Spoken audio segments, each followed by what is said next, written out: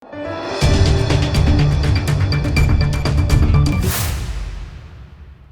દર્શક મિત્રો, આપ જોઈ રહ્યા છો લોકમિત્ર ન્યૂઝ. હું છું એન્કર અર્પિતા પટેલ. હવે છે અગત્યના સમાચાર. નર્મદાના એકતાનગર સ્ટેચ્યુ ઓફ યુનિટી સામે 34 દુકાનો અને 7 ઝૂંપડા જે વહીવટીતંત્ર દ્વારા તોડી પાડવામાં આવ્યા હતા, તેને લઈને દેડિયાપાડા ધારાસભ્ય ચેતર વસાવાએ કેવડિયા ખાતે આંદોલન કરવા માટે આદિવાસી સમાજને હાકલ કરતા વહીવટીતંત્રએ ચેતર વસાવાને ઝરવાણી ગામ પાસે અટકાવ્યા હતા. નર્મદા જિલ્લાના ઝરવાણી ગામ પાસે ચેતર વસાવા અને પોલીસ વચ્ચે સંઘર્ષ ચાલી રહ્યો છે. પોલીસ ઉપર ચેતર વસાવાએ લગાવ્યા આક્ષેપ. પોલીસ લોકશાહીનું ખૂન કરી રહી છે. પોલીસ સાથે તુતુમેમેના દ્રશ્યો સર્જાયા હતા. પોલીસ સાથે સંઘર્ષ થતા ચેતર વસાવા રોષે ભરાયા હતા. બોગસ જાતિના દાખલા કાઢનાર આરોપીને પકડતી નથી પોલીસ. આગામી દિવસોમાં વડાપ્રધાનના કાર્યક્રમ તેમજ મુખ્યમંત્રીના કાર્યક્રમનો વિરોધ કરીશું. રિપોર્ટર રફીક નણીવાલા, નર્મદા. ઝૂંપડા તોડવા તારે રાતે તમને મોકલી આપે છે. એસપી સાહેબ, કારનો ફોન કરું છું યાર સાહેબ, તમે કેમ આવું કરો છો? અહીંયા આખો લશ્કર અહીંયા બધું તમારું ઊભું છે મને રોકીને.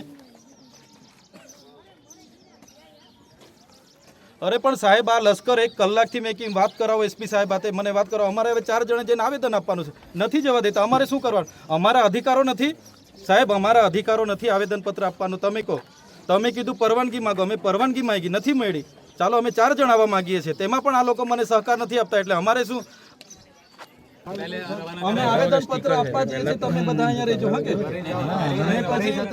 પછી આપણે અમારું આવેદન પત્ર પતી જાય કહી દે એટલે પોતપોતાના ઘરે શાંતિથી પહોંચી જજો. તૈયાર છો ને બધા? બસ ચાલો. અરે પણ એ લોકો અહીંથી ત્યાં થોડા ઉડીને આવવાના છે યાર. તમે તમારા આટલા બધા ચેકપોસ્ટો છે. ના ના સાહેબ, પણ ચેકપોસ્ટો આટલા બધા છે તમારા. આપણી ગાડીઓ લઈ આવો, એમાં તમારી ગાડીઓ સાથે અમારી ગાડીઓ નહીં જાય આગળ, કોઈ માણસ આગળ નહીં જાય. આ બધા ઘરે જશે પછી તમારે આપણે. એટલે તમે કેમ એવું અમારે ચાલવાનું છે એવું ને? ચાલો ભાઈ, ચાલો.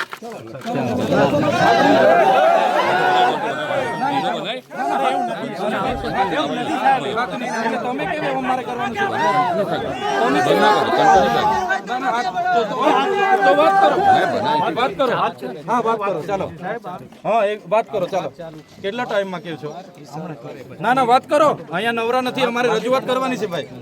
રાતની પોલીસ ઘરે ઘરે મૂકી દે, પોલીસ નું આ કામ છે ભાઈ. નથી કામ પોલીસ નું. તમારી આ એસઓજી ને એલસીબી, અરે હું કાયદો ને વ્યવસ્થાના આટલા બધા કાર્યક્રમો કોઈ દિવસે અમે કાયદો નથી હાથમાં લીધો.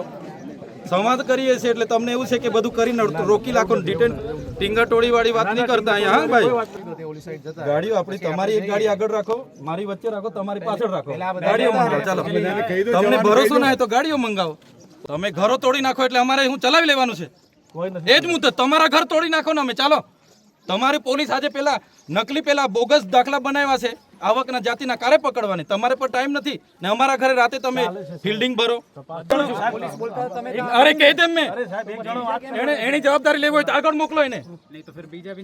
હા, એને જવાબદારી લેવી હોય તો મોકલો આગળ. હા બસ, એવી વાત નહીં કરવાની. તમે છે ને, તમારા પર કેટલી મર્યાદા છે. તમારાથી નહીં થતું હોય હું વાત કરું, તમારાથી નહીં થતું હોય તો એસપી સાથે હું વાત કરું. લગાવો ફોન. મારો ફોન તો નહીં ઉઠાવે તમારો એસપી, તમે લગાવો. અરે લગાવો, એને ખબર છે શું થાય છે તે. તમે લગાવો, તમે લગાવીને વાત કરાવો ને. તમારી તો એટલી તો છે નથી, તમારાથી તો એક તમારા એ પાપડ નથી તરસીએ છે. તો જાહેરનામું આ પ્રવાસીઓ માટે અમલ નથી. આજે કેટલા હજાર પ્રવાસીઓ આવ્યા છે. અરે જાહેરનામું એટલે બધા માટે જ હોય ભાઈ. આવેદન આપવામાં જાહેરનામું તો પ્રવાસીઓને બી અટકાવો. ટોળે ટોળા કેમ અહીંયા આવે છે?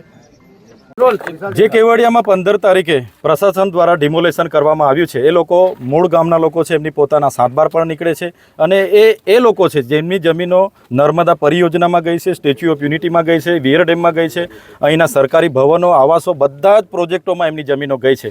આજે એ લોકો નાની નાની લારી ગલ્લા દુકાનો ચલાવીને પોતાનું જીવન નિર્વાહ કરે છે. ત્યારે ઉદ્યોગપતિઓના, હોટલ મોટલોના માલિકોના ઇશારે જે ડિમોલેશન થયેલું છે એનો અમે વિરોધ કરીએ છીએ. આજે અમે આવેદનપત્ર આપવા માટે જઈ રહેલા છે, પણ આઈપીએસ લોકેશ યાદવજી, એમના ડીવાયએસપી શર્માજી અને તમામ પોલીસ ફોજે અમને ઝરવાણી ખાતે અટકાવેલા છે. આ દેશમાં લોકશાહી હોવા છતાં જે આ તાનાશાહી અધિકારીઓના ઇશારે પોલીસ કરી રહી છે એ ખૂબ જ નિંદનીય છે. આજે એક ધારાસભ્ય તરીકે અમારા અધિકારે અમે આવેદનપત્ર આપવા માંગીએ છીએ, એની પણ રજૂઆત આ લોકો કરવા દેતા નથી. એટલે આજે દેશ કઈ દિશા તરફ જઈ રહેલો છે એ આપણે સૌએ જાણવું પડશે. જો આ લોકોને ન્યાય નહીં મળશે આવનારા દિવસોમાં અહીંયા સીએમના કે પીએમના તમામ કાર્યક્રમોનો અમે બહિષ્કાર કરીશું. વિશ્વ આદિવાસી દિવસ પણ અહીંયા ઉજવાશે, વિશ્વ અધિકાર દિવસ પણ આવનારા દિવસોમાં ઉજવાશે. તમામ રચનાત્મક કાર્યક્રમો જો આ લોકોને ન્યાય નહીં મળશે તમારા ચાલુ રહેશે. શું કહે છે પોલીસ? પોલીસ અમને અહીંથી જવા નથી દેતી. અમારા તમામ આગેવાનોના ઘરે રાત્રેથી પોલીસ મૂકી દેવા, મારા ઘરે પણ 10 થી 15 પોલીસ મૂકવામાં આવી છે. પોલીસ શાંતિ સલામતી અને સુરક્ષા કાયદો વ્યવસ્થા જાળવવા માટે પોલીસને પગાર મળે છે, નહીં કે વિપક્ષના આગેવાનોને આ રીતના હેરાનગતિ કરવાની અને આદિવાસીઓને દબાવવાની આ વાત છે. જ્યારે વિકાસના નામે આદિવાસીઓનો ભોગ લેવાય છે ત્યારે અમને દુઃખ થાય છે. અને આજે આદિવાસી વિસ્તારમાં નર્મદાનું પાણી નથી, શિક્ષકો નથી, શાળા નથી, આંગણવાડીઓ નથી, રોજગાર નથી, ડૉક્ટરો નથી, સાધનો નથી, રોડ રસ્તા નથી.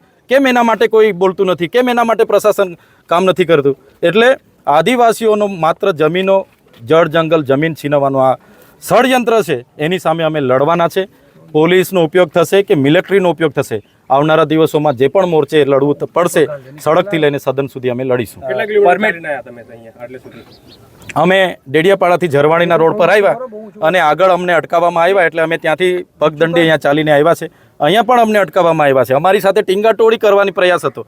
પોલીસને અમે રિસ્પેક્ટ કરીએ છીએ, એમનો કાયદો વ્યવસ્થા એ લોકો જાળવે અને અમે અમારી રજૂઆત કરવા જઈએ, એ જ અમારી માગણી છે. પણ પોલીસ આજે પણ ટાઈમ પાસ કરે છે, હમણાં પણ 2 કલાકથી જોઈએ છે. અમે તો અહીંયા જ રહેવાના છે, આવેદન આપ્યા વગર અમે જવાના નથી. પરમિશનની વાત કરીએ તો પરમિશન માટે શું કીધું છે પોલીસે? આવેદનપત્ર આપવા માટે આ લોકશાહીમાં પરવાનગીની જરૂર જ નથી રહેતી. છતાં પોલીસના કહેવાથી અમે પરવાનગી પણ માગી, પણ પ્રશાસને અમને પરવાનગી આવેદનપત્ર આપવા માટે નથી આપી.